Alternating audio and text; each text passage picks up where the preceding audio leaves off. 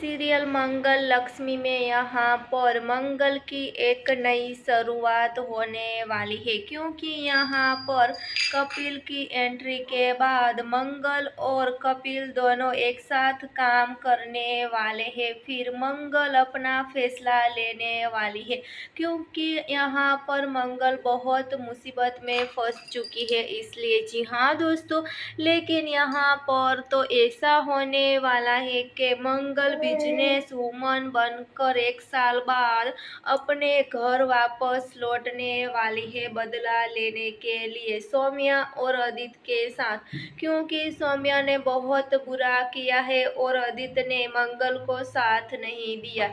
फिर भी मंगल हार नहीं मानने वाली और मंगल 1 साल बाद बिजनेस वूमन बनकर बदला लेने वाली है। जी हाँ, फिलहाल लिए बस इतना सा दोस्तों। आगे देखने के लिए जुड़े रहे, सब्सक्राइब और कमेंट करके हमें ज़रूर बताना।